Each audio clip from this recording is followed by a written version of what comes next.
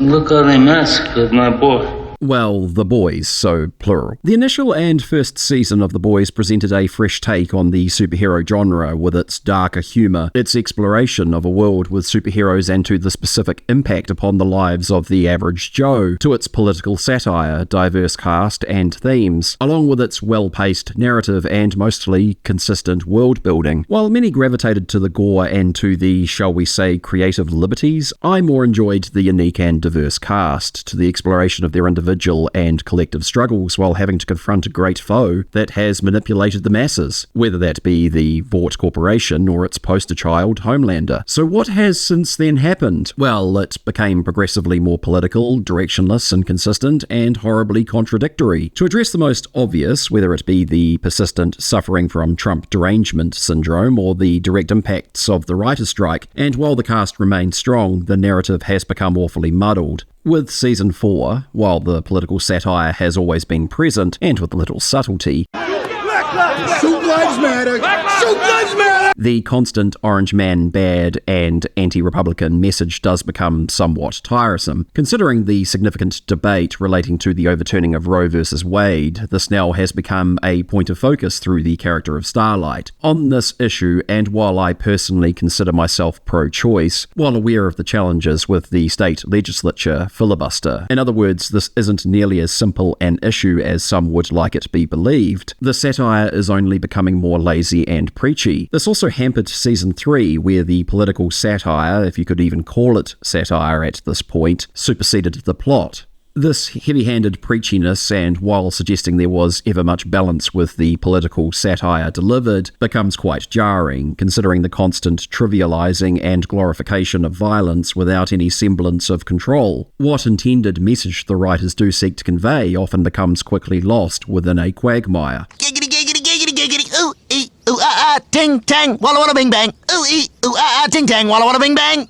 The overtly anti-Republican messaging also made me wonder what the writer's intent was behind the creative choices around the mentally infirm, of children subjected to the will of the state, and to the depictions of sexual masochism, including without consent. It left me considering whether this was intended as a more subtle dig at the Democrats and to the left wing of politics, to the removal of parental rights, of those without the cognitive capability, or to the youth not necessarily ready to make such life-altering decisions. Is this all a reach?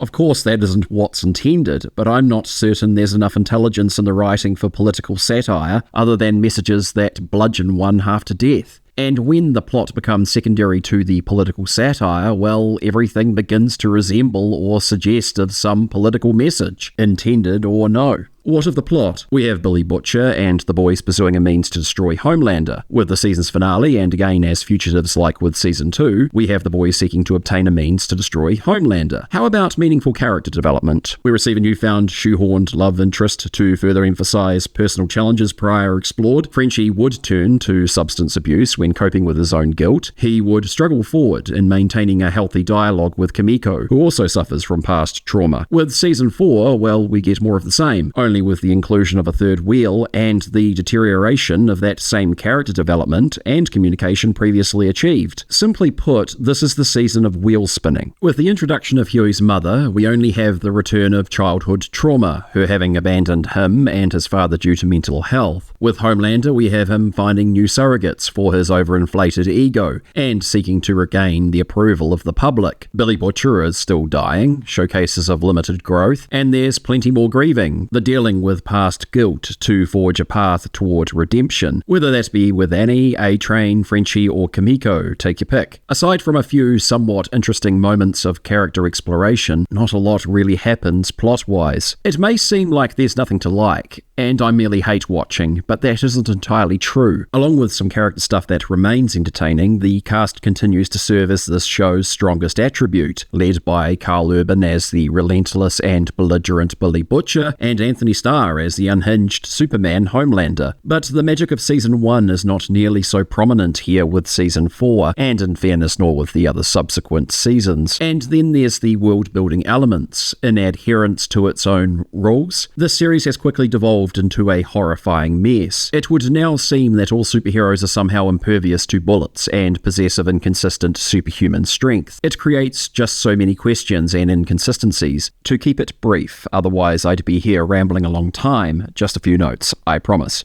Since when did every superhero now have superhuman strength? Let's do him. You know how, Butcher? Because I don't. Also, when did the Deep acquire invulnerability reminiscent of Translucent? In Season 1, he was intimidated by Starlight and her superhuman strength. Have we got some sort of scale for superhuman strength with Homelander at its peak? It just seems these superpowers have now become like a free handout from Oprah.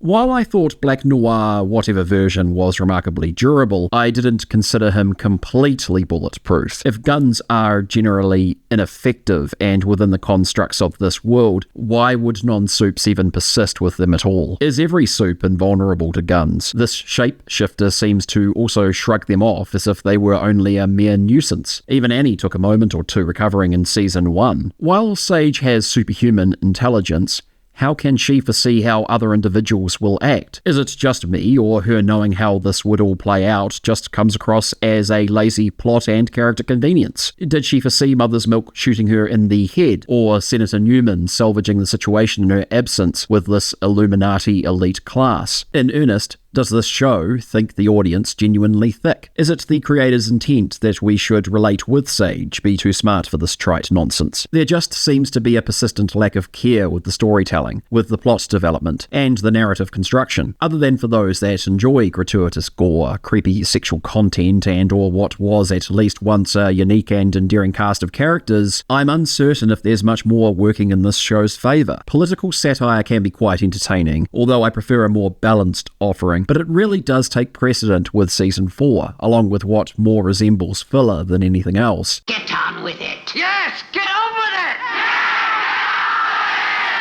Whenever that Monty Python clip surfaces in my mind, and I cannot see myself being alone here, it doesn't bode well for the plot's progression. The Boys lost me with Season 3, where I found it as merely gross-out humour and violence for the sake of gross-out humour and violence, and I can't say it won me back over with Season 4. It would seem a sensible decision to end with 5. They really have milked this one for all it's worth.